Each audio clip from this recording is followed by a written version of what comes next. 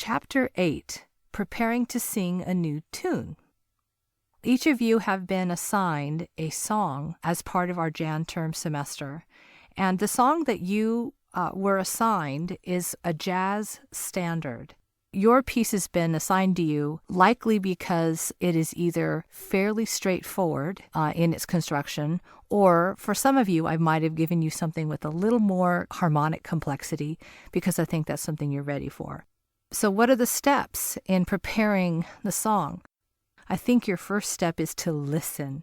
Listen to masterful singers and instrumentalists play the song so that immediately when you become familiar with the song, you're going to pick up on things like phrasing and rhythmic variations, tempos and grooves, and ways to have an introduction or to have an ending that has a lot of impact. You're going to gather ideas. And also, I think it will inspire you.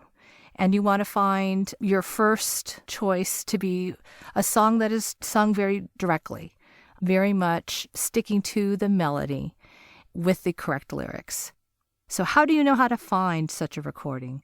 Well, step one would be to just go to YouTube and put the song title in and see what pops up. You're more likely to get a very direct rendering of the song if you choose one by a classic jazz singer, like what I would call a crooner, like Frank Sinatra, early Frank Sinatra preferably, maybe Mel Torme, early Ella Fitzgerald. You can also find early Sarah Vaughan or singers who sang with bands.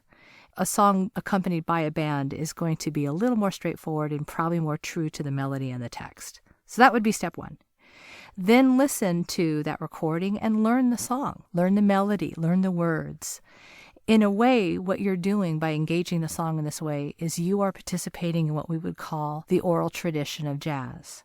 Jazz, unlike other systems of music in the world, jazz is specifically something that was stylistically conceived by great artists. That creativity influenced another generation or another musician. And in this way, the jazz style was shaped and formed through oral tradition. It's the style that is really learned through an oral tradition. Find at least 3 different vocalists singing the song, and also find 1 or 2 instrumentalists playing the song. Chet Baker comes to mind. He may be playing and singing. Any of the big bands, even if they don't have singers, will often have instrumental renderings of a jazz standard.